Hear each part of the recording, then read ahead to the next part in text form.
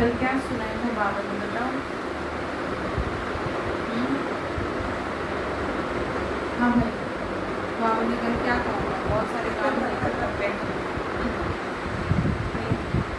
एक आध पॉजिटिव काम करना चाहिए ना। हाँ जी, कुछ याद है आपको? प्रकृति और सारी दुनिया को बनने वाले विधि विधाता। बाबा ने क्या कहा था? बाबा ने कहा था बच्चे देखो, सत्यता की शक्ति, सत्यता की शक्ति से आप क्या करेंगे? प्रकृति को सतो प्रधान करेंगे तो मास्टर विधि विधाता बन जाएंगे। ठीक है, सत्य कौन है? सत्य शिव बाबा है ना, उसके अलावा थोड़ी कुछ सत्य है दुनिया में। तो हमें सत्य ज्ञान प्राप्त हुआ, आत्मा का ज्ञान प्राप्त हुआ, बाबा का ज्ञान प्राप्त हुआ, शिव बाबा का। तो इसी सत्य ज्ञान के आधार पे प्रकृति सतो प्रधान बनेगी। चलिए, तो आज 22 तारीख के मीठे बाबा के महावाक्य हैं। आज बाबा ने कहा, मीठे बच्चे, बृहस्पति बाप ने तुम बच्चों पर बृहस्पति की दशा दिखाई है। अभी तुम अविनाशी सुख की दुनिया में जा रहे हो। बाबा ने क्या बोला? अभी तुम कहाँ जा रहे हो? अविनाशी सुख की दुनिया में जा रहे हो। प्रश्न बाबा ने पूछा, बाबा ने ये पूछा ना कि कैसे जाओगे फिर, ठीक है। तो प्रश्न है, अविनाशी बृहस्पति की दशा किन बच्चों पर बैठती है और उनकी निशानी क्या होगी? ठीक है, क्या कह रहे बाबा? किन पे बैठेगी दशा और जिन पे बैठेगी बृहस्पति की दशा उनकी निशानी क्या होगी? तो आंसर है, जो बच्चे जीते जी देह के सब संबंधों को त्याग अपने को आत्मा निश्चय करते, ऐसे निश्चयात्मिक बुद्धि वाले बच्चों पर बृहस्पति की दशा बैठती है। कौन से बच्चे बताए? हाँ, जो आत्मा निश्चय करते हैं उनके ही सुख का गायन है कि अतीन्द्रिय सुख गोप गोपियों से पूछो, उनकी खुशी कभी गुम नहीं हो सकती। बाबा ने क्या कहा? उनकी खुशी कभी गुम नहीं हो सकती, जो ये निश्चय करते हैं कि हम कौन है? आत्मा है। क्योंकि ये जो ज्ञान है ये इसी का तो है ना। तो गीत है, ओम नमः शिवाय बोलो, ओम नमः शिवाय, ओम शांति। बच्चों ने बाप की महिमा सुनी। आज के दिन को कहा ही जाता है बृहस्पति डे, यानी बृहस्पति। ठीक है, बृहस्पति वार है, बृहस्पति की दशा है। बृहस्पति डे बाबा ने कहा, जिसको मिलाकर कहा जाता है बृहस्पति। ठीक है, सतगुरुवार किसका दिन है? सतगुरु का दिन है। जैसे दुनिया में लोगों का एक दिन होता है ना, भाई आज हम एक दिन आराम करेंगे, कोई काम नहीं करेंगे, आज हम आपके साथ टाइम स्पेंड करेंगे। तो एक दिन किसके लिए निकालना चाहिए? अब वो कौन सा दिन है? उस दिन उसको मनाने के लिए कुछ कुछ करना चाहिए। दुनिया में तो करते हैं कि चलो आज घर पे हैं तो आपके लिए कुछ अच्छा सा बना देते हैं। तो बाबा ये कह रहे तो उसको क्या कहेंगे? बृहस्पति। इनको ही गुरुवार भी कहा जाता है, ना सिर्फ गुरुवार परंतु सतगुरुवार। बंगाल में बहुत मानते हैं, गाया जाता है, मनुष्य सृष्टि का बीज रूप, इसीलिए बृहस्पति कहते हैं। बीज ठहरा तो पति भी ठहरा किसका? सृष्टि का।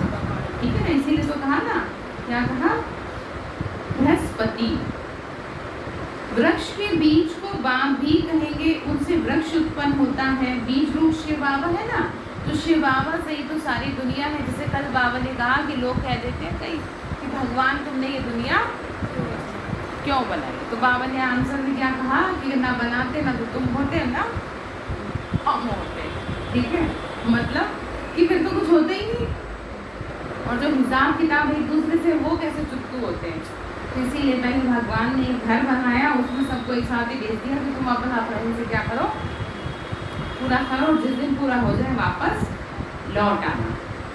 लेकिन उसी में घूम गए कि नहीं यही सब है। तो बाबा ने कहा, बच्चे देखो, उनसे वृक्ष उत्पन्न होता है। ये है मनुष्य सृष्टि रूपी झाड़, इनका बीज ऊपर में है।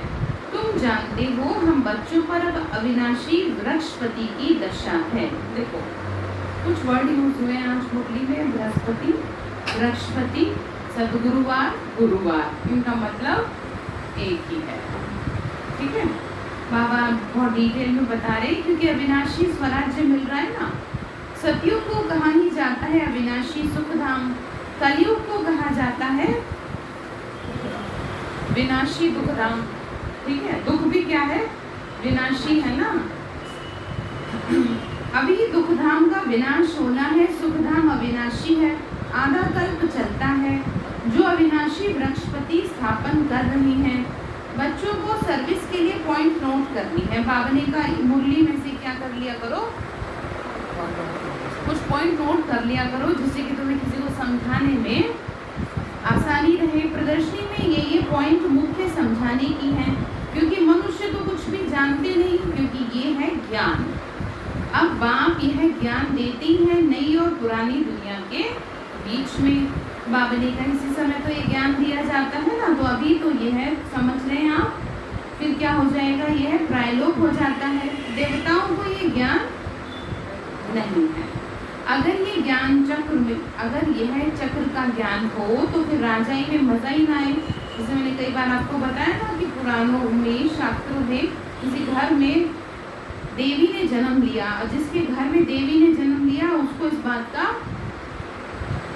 पता नहीं था।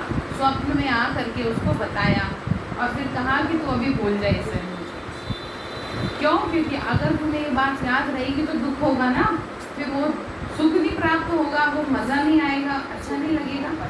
हाँ, तो दुख रहेगा ना कि माँ मेरे घर में आई और ऐसे ही चली गई। इसीलिए बाबा ने कहा तुम्हें भी कुछ भी ध्यान नहीं रहेगा। बाबा कह रहे बच्चे तुमको तो ख्याल अभी आ रहा है ना, क्या राज्य लेके फिर हमारी ये हालत हो गई। बाबा क्या कह रहे, तुम्हें समझ में आ रहा है ना कि तुम रावण के चक्कर में पड़ करके तुमने अपनी हालत खराब कर ली। ठीक है, परंतु यह तो समझते नहीं हो। बाबा ने कहा ये तो बना हुआ ड्रामा है ना, चक्र को भी फिरना ही है। वर्ल्ड की हिस्ट्री ज्योग्राफी रिपीट हो रही है। कैसे रिपीट हो रही है? हाँ जी, हाँ, तो ये तो तुम बच्चे जानते हो। ये है मनुष्य सृष्टि। तुम्हारी बुद्धि में मूल वतन का झाड़ भी है। सेक्शन सबका अलग अलग है। बाबा क्या कह रहे हैं? सेक्शन अलग-अलग। हाँ, मतलब सभी का, हाँ, धर्मों का अलग अलग है, लेकिन बाबा कह रहे हैं तुम सबसे ऊपर में बैठो। मतलब सत्युग में जाने वाली आत्माएं सबसे ऊपर में हैं। फिर बाबा ने कहा बच्चे देखो, ये बातें कोई की बुद्धि में कभी नहीं होंगी। कोई शास्त्रों में ये बातें लिखी हुई नहीं है। हम आत्मा असल में शांति धाम की रहवासी हैं। अविनाशी है ना हम, तो कभी विनाश को नहीं पाते। बाबा क्या कह रहे हैं बच्चे, तुम कौन हो? अविनाशी आत्माएं हो, तुम कभी विनाश को नहीं पाती। बाकी इस दुनिया में हर चीज विनाश को पाती है, कुछ भी परमानेंट नहीं है। ना तो सुख परमानेंट है यहाँ, ना दुख परमानेंट है। ठीक है, कुछ भी यहाँ शरीर परमानेंट नहीं है, संबंध परमानेंट नहीं है। और इस टेम्परेरी के चक्कर में आप अपने जीवन का सुख समाप्त कर देते हैं। संबंधों में पीछे पड़ जाते हैं ना कि ये क्यों नहीं सही होते, ये मेरे साथ क्यों नहीं सही रहते। बाबा ने कहा ये तो बच्चे टेम्परेरी है, कोई परमानेंट चीज़ हो तो उसके बारे में सोचा भी जाए। सुख नहीं है ना, बाबा ये समझा रहे हैं। यहाँ तो सब विनाशी है। वो समझते हैं बुदबुदा पानी से निकल फिर उसमें मिल जाता है। तुम्हारी बुद्धि में सारा राज है ना। आत्मा अविनाशी है जिसमें सारा पाठ ढूंढा हुआ है। यह चक्र का नॉलेज कोई शास्त्रों में तो है नहीं, भल कहाँ स्वास्थ्य का भी दिखाते हैं। चक्र की सिर्फ ऐसी ऐसी लकीर लगा देते हैं जिससे सिद्ध होता है अनेक धर्म थे। बाप ने समझाया है मुख्य धर्म और शास्त्र हैं 4। ठीक है, ये तो बचपन से पढ़ते आए हैं ना, स्कूल में भी पढ़ाई जाती है तो बातें। तो सतयुग त्रेता में तो कोई धर्म स्थापन होता नहीं, ना ही कोई धर्म शास्त्र है, क्योंकि वहाँ धर्म शास्त्र की जरूरत ही नहीं है, क्योंकि आत्मा संपूर्ण रूप से सुख में है। यहाँ इसलिए शास्त्रों का गठन करना पड़ा, क्योंकि हाँ, धर्म भूल गए, क्योंकि कुछ तो मनुष्य समझे कि उसे कैसे कर्म करने हैं। मंदिर मस्जिद गुरुद्वारे क्यों बने हैं? इसीलिए बने हैं कि कहीं तो स्टॉप हो इंसान, नहीं तो वो भाग दौड़ उसकी खत्म ही नहीं होगी, कहीं उसका सिर झुकेगा ही नहीं, कहीं वो किसी से डरेगा ही नहीं। इंसानों से तो डरता नहीं, भगवान से भी नहीं डरेगा। तो अभी भी काफ़ी हद तक लोग क्या करते हैं, भगवान से डरते हैं। तो उसका कारण यही है कि ये धर्म जो भी बनाए गए या जो भी मंदिर वगैरह हैं, कहीं ना कहीं लोगों को लगता है कि मंदिर में क्या है, भगवान है, तो उसका डर है। अच्छा, कई जगह ऐसे भी मंदिर में हुआ है कि अगर किसी की बहुत बुरी दृष्टि वृत्ति या पवित्रता अगर होती है किसी में, तो वहीं पर उसका मतलब समझ रहे हैं कि वो जो देवी है, जैसे कईयों का सुना भी है, तो वहीं पर उसको उसकी सज़ा मिल जाती है। कालका जी मंदिर है ना दिल्ली में, यहाँ पर भी सुना था कि यहाँ पर भी किसी ने कुछ गलत किया था, तो तुरंत दीवारों में मंदिर के कड़े लागे, घंटे अपने आप बजने लगे। ये तो न्यूज़ में भी आया था, बहुत पुरानी बात है। किसी ने शायद पान वान खा करके इधर उधर कुछ कर दिया था। तो आप समझ रहे हैं कि सोचो तो कुछ तो है। ठीक है, जैसे मैं कहती हूँ ना, भगवान यानी शिव बाबा तो ऊपर में बैठा है, लेकिन उसने अपनी शक्तियों को सारी जगह बांटा हुआ है, और वो भी उन लोगों के लिए जिनके मन साफ है, जो बहुत अच्छी श्रद्धा भावना रखते हैं, और जो सिर्फ फोकट में आते हैं मंदिर में या कुछ गलत करते हैं, तो उन लोगों के लिए थोड़ी है, उनको तो फिर क्या होगी, सज़ा मिलेगी। तो ठीक है, बाबा ने कहा इसीलिए क्या नहीं पढ़ती, मुझे ज़रूरत नहीं पड़ती तुम्हारे लिए सतयुग में भी धर्मशास्त्र बनाए। तो बाबा ने कहा बच्चे, उन्होंने फिर कल पक्षर बाबा कह रहे बच्चे गीता कब सुनाई, कैसे वृद्धि होती है, ये सब द्वापर से शुरू होते हैं ना, फिर देखो कितनी वृद्धि होती है।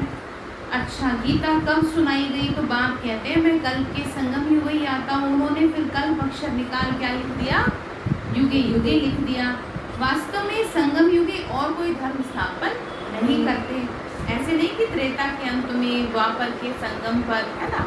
आप थोड़ा सा इधर को हो जाओ, आगे को पीछे ऊपर से रख लो, थोड़ा सा आगे से इधर को। ये बंद करवा दो क्या धूप की वजह से, भाई पर्दा लगा नहीं नहीं धूप तो नहीं है, आराम से,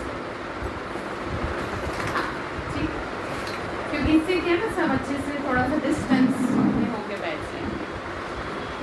तो क्या कहा बाबा ने कहा वास्तव में संगम युग और कोई धर्म स्थापन नहीं करते, ऐसे नहीं कि त्रेता के अंत या द्वापर के आदि के संगम पर इस्लामी धर्म स्थापन हुआ, नहीं, कहेंगे द्वापर में स्थापन हुआ। ये संगम का सुहावना समय, क्या कह रहे हैं, संगम के मतलब ये जो समय चल रहा है ना, ये कौन सा समय चल रहा है, संगम का समय चल रहा है। सुहावना क्यों कहा इसे,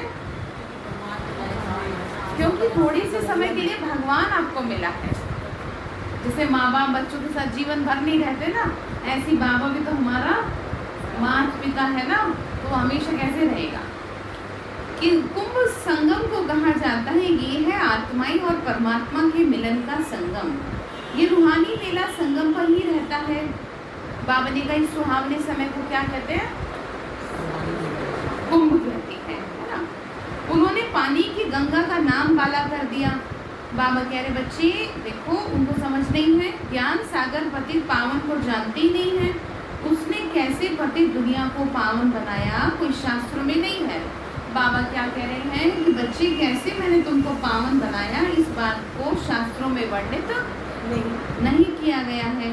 अब तुम बच्चों को बाप कहते हैं, मामेकम याद करो। क्यों कहते हैं, क्यों कहते हैं जी, बताओ। इसलिए कहते हैं कि आप ठीक रहोगे, ठीक है, याद करोगे तो ठीक रहोगे, और याद नहीं करोगे तो माया आ जाएगी ना, ठीक है। तो उसने कैसे पतित दुनिया को पावन बनाया, शास्त्रों में तो बात है नहीं, इसीलिए समझाते हैं कि याद करो, देह के सब धर्म त्यागो। अब ये नहीं सबको छोड़ के बैठ जाए, कईयों को ज्ञान का उल्टा नशा चढ़ जाता है, तो वो नशा नहीं चढ़ाना, नशा चढ़ाना है भगवान के प्यार का, उसके मिलने का नशा चढ़ाना है, जो आपकी आंखों से दिखे।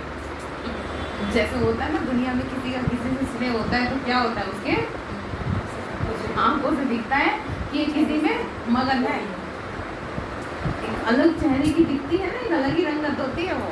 तो बाबा भी क्या कह रहे हैं, तुम्हारे चेहरे की रंगत, तुम्हारी आंखों से मेरा प्यार दिखना चाहिए, ऐसे नहीं मुरझाए से चेहरे हो, भले शरीर में कुछ भी ऊपर नीचे हो रहा है, ठीक है जी। तो कहते हैं ना तेरा मन दर्पण कहलाए, गीत है ना वो।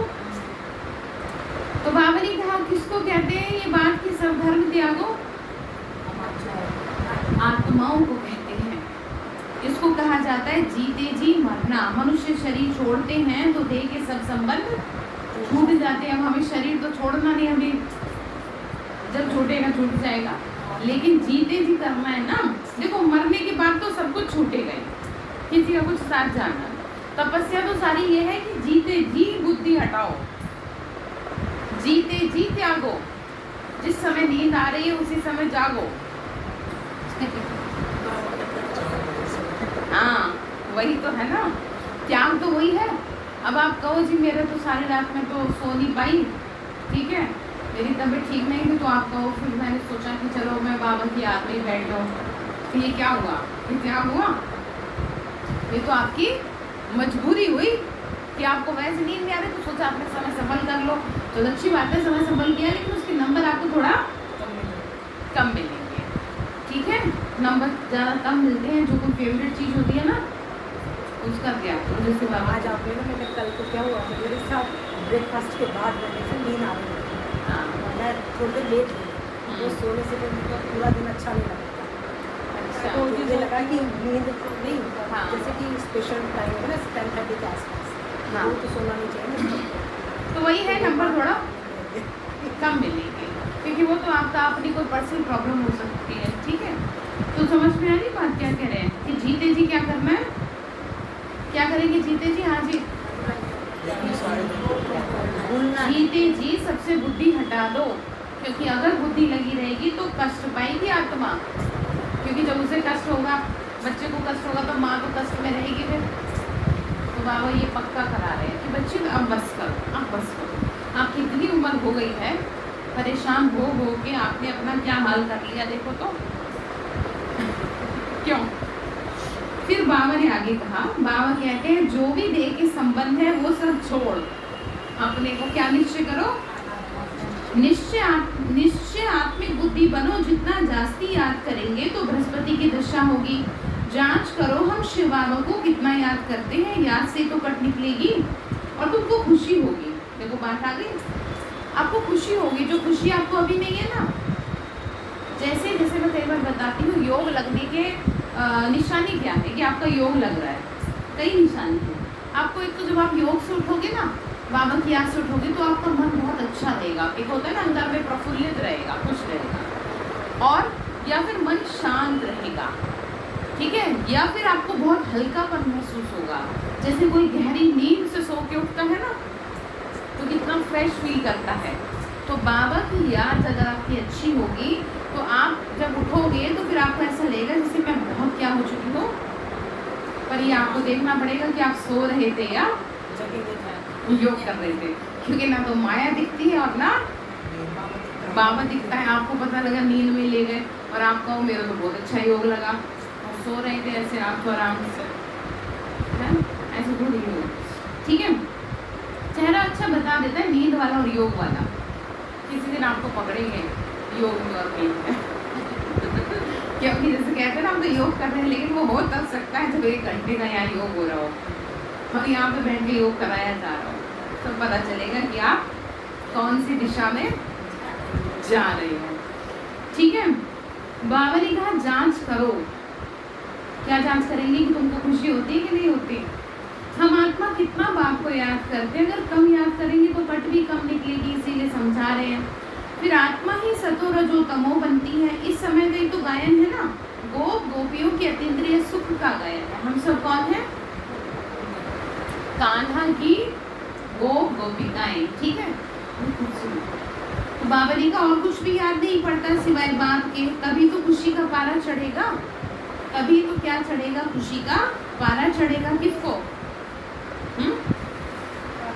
आत्मा को, ठीक है। बाबा ने कहा बच्चे देखो, हमारे ऊपर बृहस्पति की दशा का सतगुरु की दशा है, तो कहते हैं बृहस्पति की दशा बदल राहु की दशा बैठी। कोई बहुत साहूकार होते हैं, कोई सट्टा लगाया या देवाला निकला। तो भारत में जब ग्रहण लगा हो, बाबा ने कहा भारत में ही जब ग्रहण लगता है तो कहते हैं दे दान तो पिछले 3 दिन से सुन रहे हैं ना, ग्रहण लगा है भारत को। बाबा ने कहा इवन देन तुम्हें भी लगा है, और तुम्हें ना लगे वापस ग्रहण, इसलिए क्या करते रहो, ठीक है। आपको एग्जाम्पल दिया था ना, वॉक कौन करता है, जो लोग सही हैं वही वॉक करते हैं, बीमार आदमी वॉक नहीं करता। तो बाबा भी क्या कह रहे हैं, बच्चे तुम ठीक हो अभी क्योंकि तुम मेरे हो, और ठीक ही रहो कॉन्टिन्यूटी में, इसीलिए तुम मुझे याद करते रहो।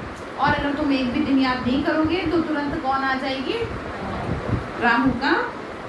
तो लगवाना है क्या आपको राहु का ग्रहण? हाँ वो सही है कि चाहे कैसे भी, इसीलिए कहती हूँ चाहे आपका मन नहीं भी लग रहा, तबीयत साथ नहीं भी दे रही, तो भी जैसे हो आप बैठे रहो बस। चाहे मन दुखी भी हो रहा है ना, ये तो बातें ऐसी हो जाती है परिवार में, मन दुखी हो रहा है, रोना भी आ रहा है, तो भी किसके सामने बैठे रहो, तो कम से कम राहु के ग्रहण से तो आप बचे रहोगे। तो इसीलिए देवताओं के आगे जाके गाते हैं, आप सर्वगुण संपन्न, हम पापी कपटी हैं। अभी तुम समझते हो ना, राहु का ग्रहण लगने से सब काले बन गए हैं। चंद्रमा की पिछाड़ी में लकीर जाकर रहती है, कल बताया था ना। बाप ही समझाते हैं तुम देवी देवताओं के भी चित्र हैं। गीता ही आदि सनातन देवी देवता धर्म का शास्त्र है, परंतु ये अपने धर्म को नहीं जानते। कौन? Religious heads. बाबा ने कहा कॉन्फ्रेंस करते हैं, हाँ कॉन्फ्रेंस करते हैं ना, जो धर्म गुरु होते हैं, सारी चीज़ें करते हैं, कॉन्फ्रेंस करते हैं, लेकिन फिर भी क्या नहीं होता, उन्हें असलियत में पता नहीं होता कि हम जो आए हैं वो किस लिए आए हैं। अपना अपना धर्म स्थापन करके अपनी अपनी क्या चलाते हैं, सब राजगद्दी चलाते हैं। इसीलिए तो देखो ना बाबा ने यहाँ कितना समझाया।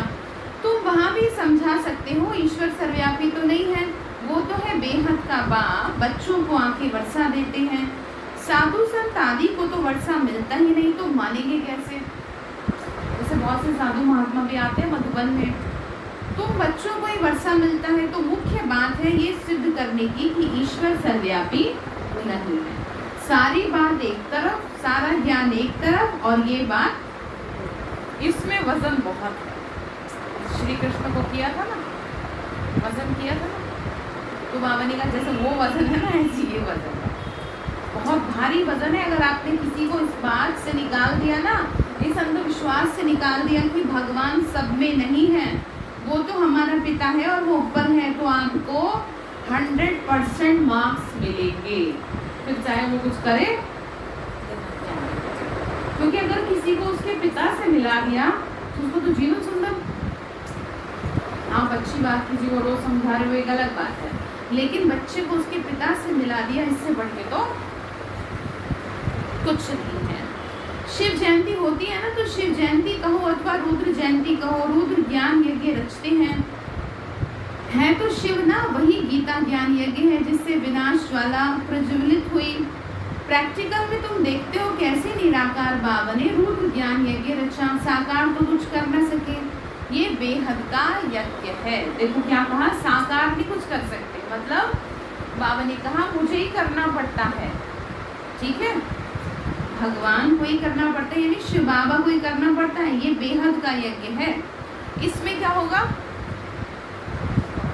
क्या स्वाहा करेंगे है भाई जी, ठीक है, सारी पुरानी दुनिया स्वाहा होनी है, बाकी तो सब है जिस्मानी यज्ञ है, कितना रात दिन का फर्क है। तो बाबा कहते बच्चे ये रुद्र ज्ञान यज्ञ है, विनाश भी होना है। तुम जब पास हो जाएंगे, पूरा योगी और ज्ञानी बन जाएंगे, तो तुम्हारे लिए नई दुनिया, फिर क्या चाहिए, स्वर्ग जी। क्या कहा, कब चाहिए, पास हो जाएंगे। आप अभी कहो बाबा अभी दे दो, बाबा क्या देंगे कि अभी तो तुम उस स्टेज पे तो पहुंचो, ठीक है। बाबा ने कहा नर्क का जरूर विनाश होगा, राजस्व अश्वमेध अक्षर भी ठीक है, घोड़े को स्वाहा करते हैं, वास्तव में तुम्हारा ये रथ है। एक दक्ष प्रजापति का भी यज्ञ रचते हैं, उनकी भी कहानी है, बहुत अच्छी कहानी है, वो भी किसी दिन सुनाएंगे। हर कहानी ना ज्ञान से जोड़ती है हमें, अगर आप उसे समझें सही से। तो अब तुम बच्चों को कितनी खुशी होनी चाहिए, किस बात की, हाँ जी, तुम ये सब जानते हो। आज क्या समझाया जा रहा है बार बार मुरली में? हाँ जी, किस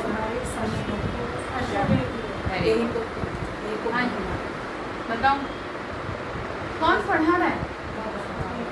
कौन से भाव? हाँ, बृहस्पति बाप पढ़ा है। हमारे ऊपर अब बृहस्पति की दशा है, हमारी अवस्था बहुत अच्छी है। फिर चलते चलते लिखते हैं बाबा हम तो मूंझ गए। पहले हम बहुत खुशी में थे, शुरू में ज्ञान का नशा चढ़ता है और जैसे जैसे धीरे धीरे पुराने होते जाते हैं, ऐसे हो जाते हैं जैसे किसी को जबरदस्ती खींच के ले जाओ ना बस क्या हो रहे होते हैं, चल रहे होते हैं। वो गलती किसी की ना, गलती खुद की है। आपने क्या कर लिया तो आप बोरियत खुद क्रिएट कर लेते। इसलिए मैं कहती हूँ हमेशा एक जैसा योग नहीं करना चाहिए, कुछ चेंज करते रहना चाहिए। ठीक है, आप समझ रहे हैं? कभी गाने सुन लिए, कभी कमेंट्री कर ली, कभी चलते फिरते कर लिया, कभी स्वमान का अभ्यास कर लिया, कभी साकाश दे दिया, कभी अपने रिश्तेदार परिवार वालों को साकाश दे दिया। ऐसे डिफरेंट तरीके से करोगे ना तो जो आपका उमंग है ना वो बना रहेगा। अदरवाइज माया आपको कहेगी कि नहीं। जैसे कई लोग कह देते हैं कि हम मुरली सुनने तो जाते नहीं, क्या सुनने, क्या मतलब, हाँ बाबा रोज वही तो कहते हैं कुछ ऐसे भी है। तो उनको समझाओ कि देखो ऐसा है। और अगर कोई ढंग से नोट करने वाला हो ना मुरली को, तो जरूर मुरली में कुछ ना कुछ अलग हर रोज पॉइंट निकलता है। ठीक है, तो ऐसे आत्मा कल्याण को कैसे करें? जैसे आलस में भरे पड़े, क्या करें जाए?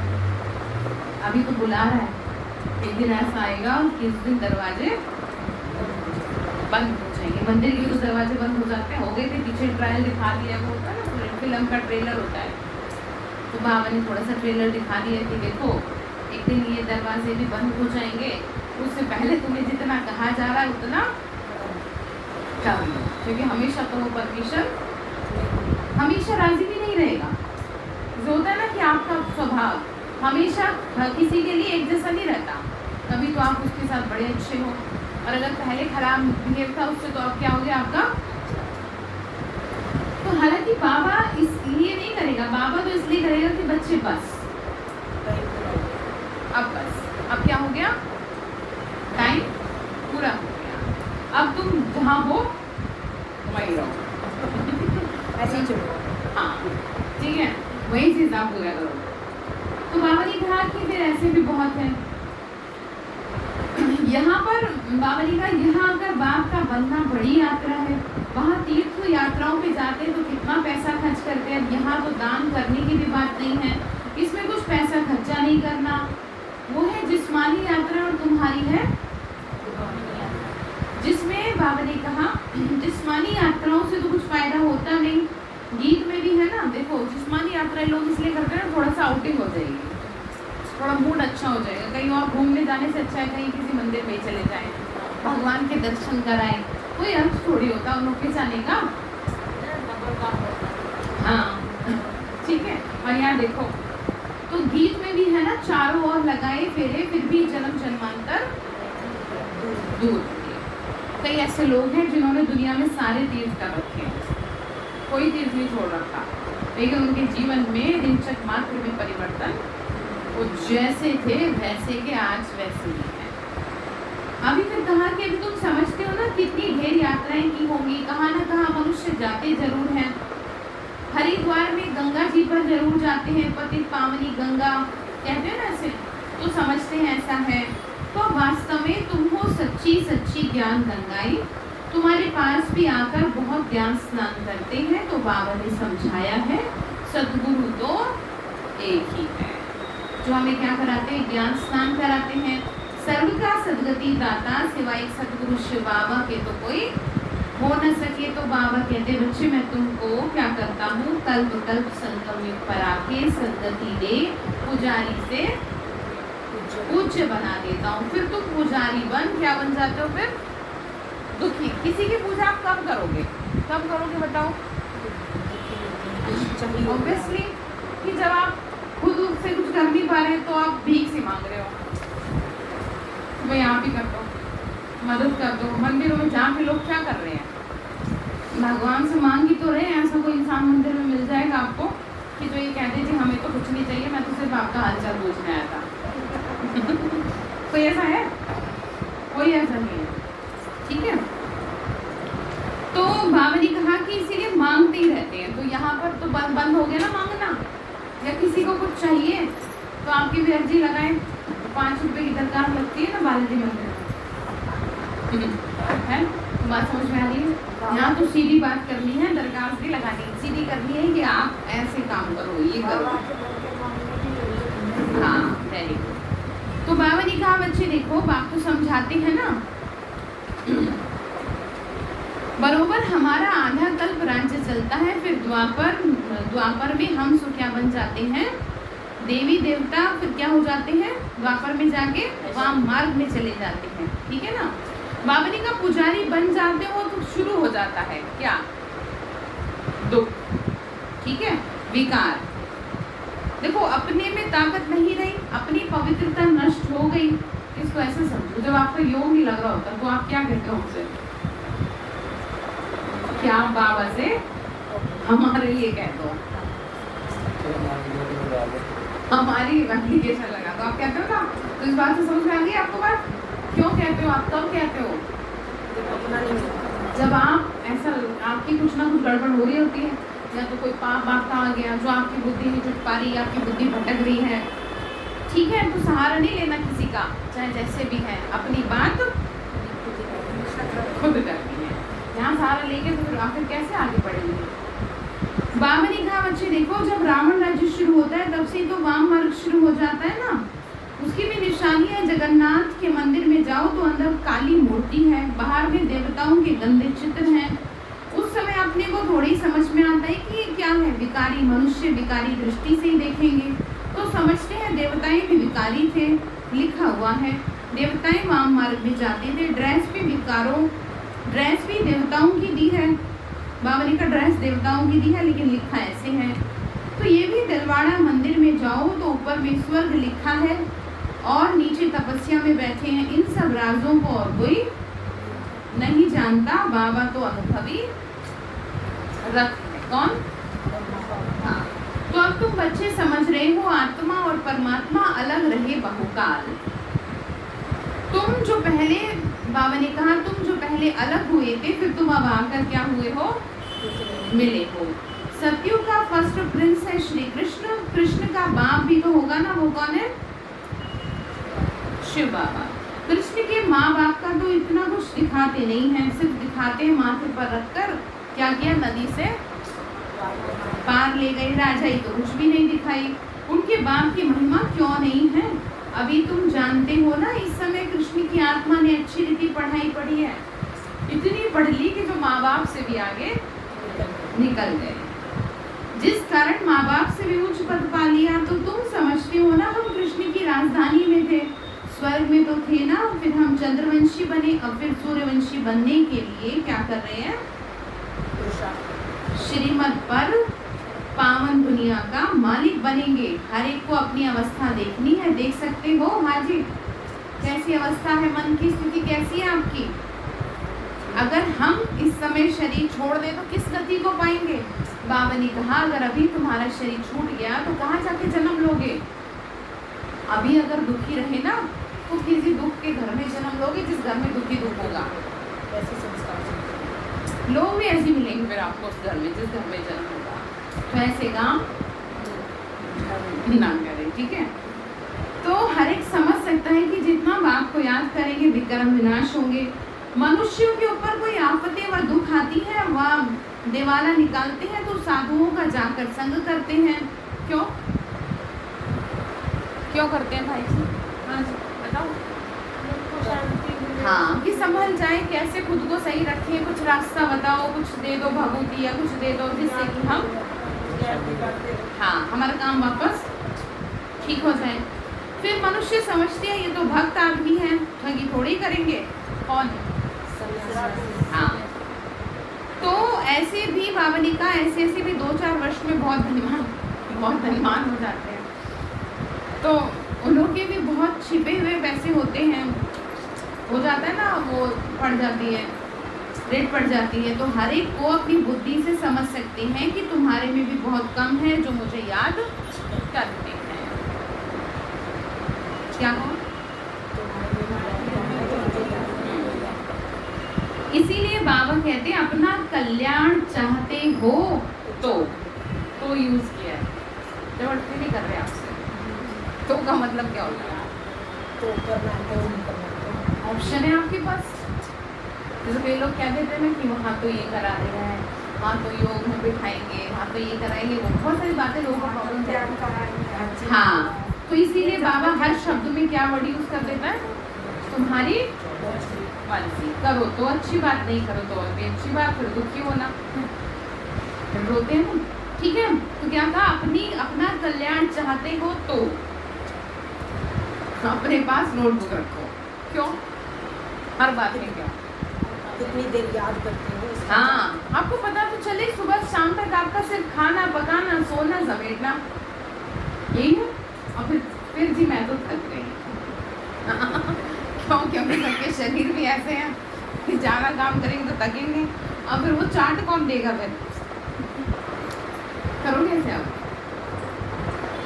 थोड़ा काम कर लो, थोड़ी दिन लिखते हैं चार्ट फिर सुनो एक आपको तरीका बताती हूँ। आप एक काम क्या करो, आपको काम नहीं करना वैसे घर में, आपको लगता है कि मैं जब थक जाऊंगी तो मेरा काम नहीं हो पाएगा बाबा का, जो भी सामान वगैरह, तो आप जो ज़रूरी हो वो काम आप सुबह फटाफट कर लो। जैसे किसी ने ऑफिस जाना, खाने वाना देने का, बाकी जो भी काम है उसको आप करो बाद में, पहले करो अपना काम, क्योंकि वो तो फिर भी होता रहेगा। साफ सफाई, बर्तन जो भी समेटी वो तो फिर भी होता रहेगा सारा दिन। लेकिन अगर आप शरीर से थक गए तो शरीर को कैसे बिठाओगे उसकी याद में, और बिना शरीर के तो आप बैठ नहीं पाओगे।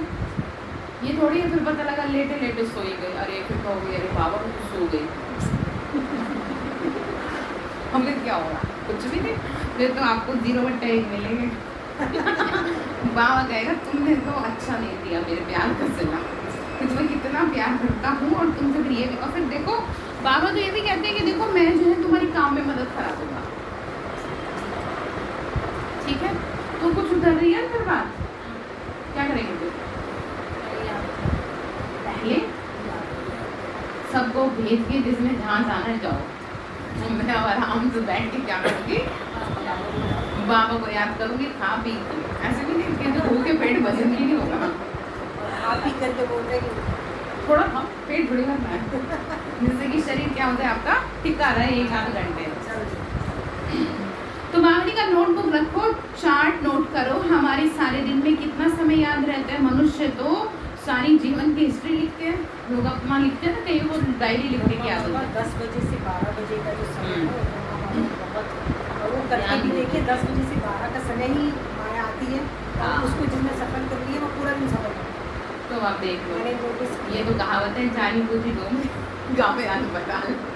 जैसे किसका कल मतलब मेरी समझते हैं? 10 से 12 की बीच में नींद आई, आदमी पूरा दिन यही तो है ना कि इसीलिए आपको पता तो है, तो अब आप काम करो उस पर।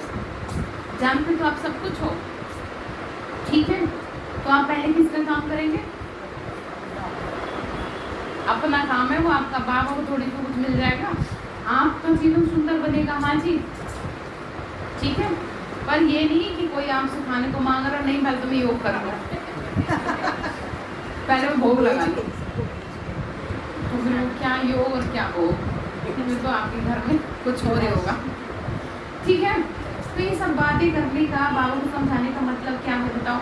जिससे कि आप कुछ कर लो, क्योंकि थोड़े दिन के जीवन है, कम किसका हो जाए समय, पूरा कुछ नहीं कहा जा सकता। ठीक है, तो बाबा ने कहा बच्चे देखो बाप तो समझाते हैं, बाबा समझा रहे हैं ना, क्योंकि पिता है तो समझाएगा ही, हर तरह से समझाएगा। चार्ट नोट करो, तुमको तो चार्ट लिखना है, अपनी उन्नति है, बाबा को याद नहीं करेंगे तो उच्च पद नहीं पा सकेंगे।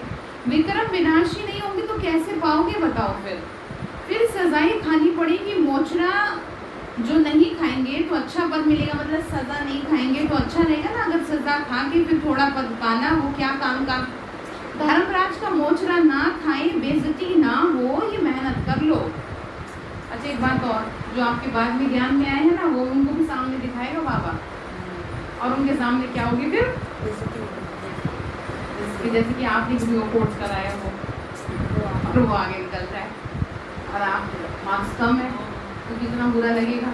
ठीक है, तो ये पुरुषार्थ करना है। तुम देखते हो शिव बाबा बैठा रहता है, फिर धर्मराज भी है, तुमको सब साक्षात्कार कराएंगे। तुमने ये किया। बहुत बड़ी टीवी है बाबा के पास, हर एक दिन की वो रिकॉर्डिंग ले रहा है। मत समझो मैं अकेले कमरे में हूँ, बाबा कौन सा देख रहा है।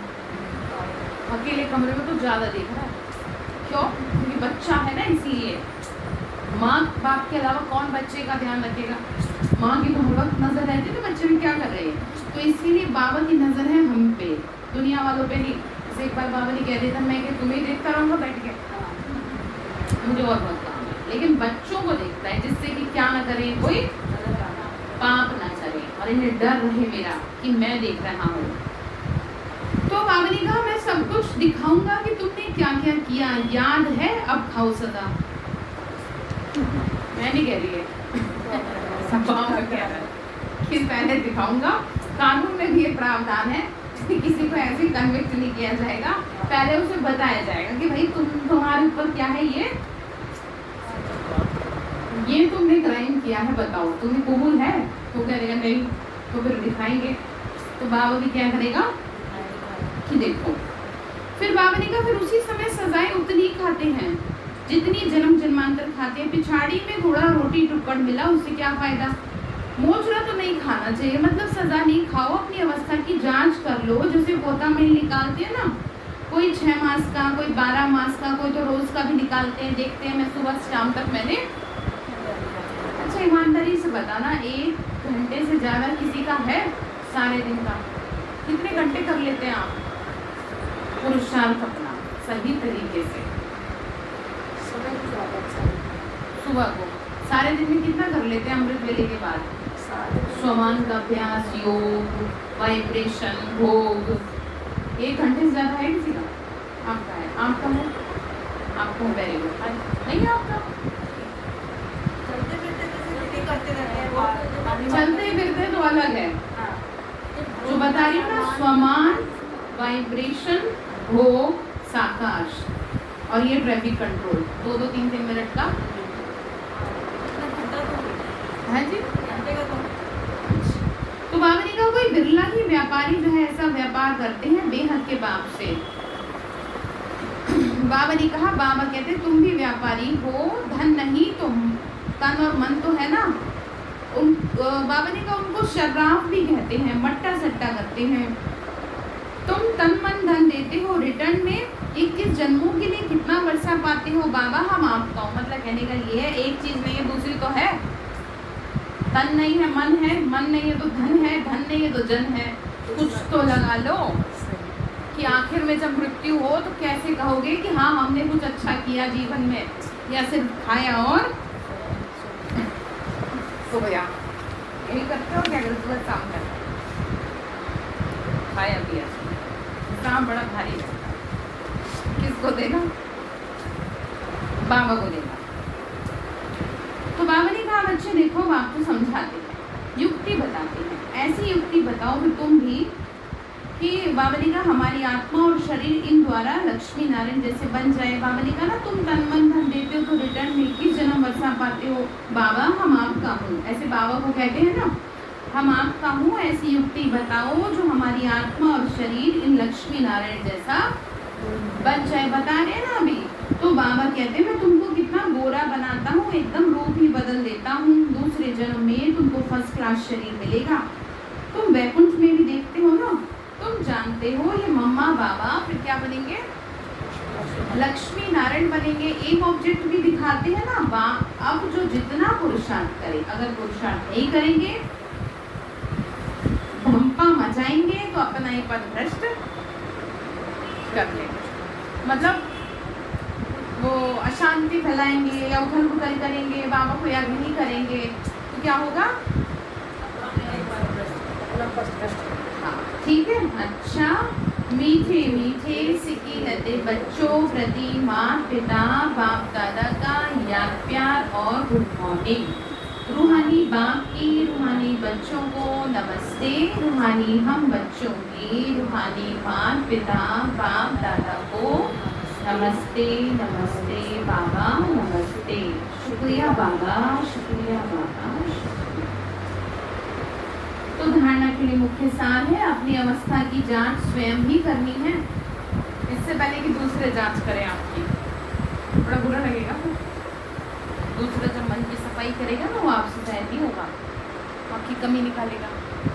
आपके लिए क्या ऑप्शन है कि आप खुद ही करें। अपने कल्याण के लिए डेली डायरी रखनी है, ठीक है। अपने घर में अपनी हर चीज बतानी है बाबा को, लिख के रात को सोने से पहले, जिसमें याद का चार्ट जरूर नोट करना है कि मैंने कितना समय, ठीक है।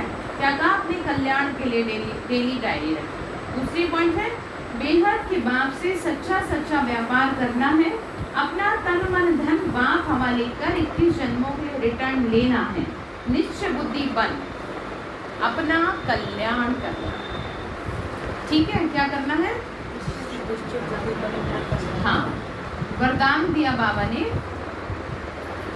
पहली श्रीमत, ध्यान से सुनिएगा, पहली श्रीमत पर विशेष अटेंशन दे।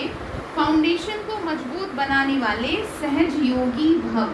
पहली श्रीमत, क्या कहा, पहली श्रीमत पर सब लोग एक साथ बोलो मेरे, पहली श्रीमत पर विशेष अटेंशन दे। फाउंडेशन को मजबूत बनाने वाले सहज योगी भव। बाप दादा की नंबर 1 श्रीमत है, अपने को आत्मा समझ बाप को याद करो। यदि आत्मा के बजाय अपने को साधारण शरीरधारी समझते हो तो याद टिक नहीं सकती। वैसे भी कोई दो चीजों को जब जोड़ा जाता है तो पहले समान बनाते हैं, इक्वल करते हैं ना। ऐसे ही आत्मा समझकर याद करो तो याद सहज हो जाएगी। ये श्रीमत ही मुख्य फाउंडेशन है, भगवान की पहली श्रीमत, तुम आत्मा को। और जहाँ कहा ना मैं तो ये हूँ, मैं तो ये हूँ, तो वहाँ समस्याएं आपके लिए तैयार है। इस बात पर बार बार अटेंशन दो। क्या कहा, पक्का करो, कैसे भी करो, पक्का करो। मैं तो आत्मा हूँ, तो सहज योगी बन जाएंगे। सहज योगी फिर इसलिए बन जाएंगे ना क्योंकि आत्मा का पिता कौन है, बस। स्लोगन है, कर्म आत्मा का दर्शन कराने वाला दर्पण है, इसीलिए कर्म द्वारा शक्ति स्वरूप को प्रत्यक्ष करो। कर्म क्या है, आत्मा का दर्शन कराने वाला दर्पण है, यानी आपके कर्मों से आपका पता चलेगा कि आपका जीवन कैसा है।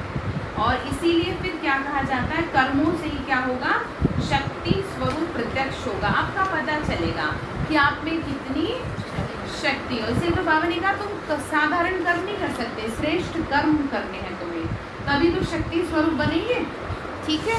अच्छा, ओम शांति। तो क्या काम करेंगे फिर, डेली क्या करनी है, डेली डायरी रखनी है।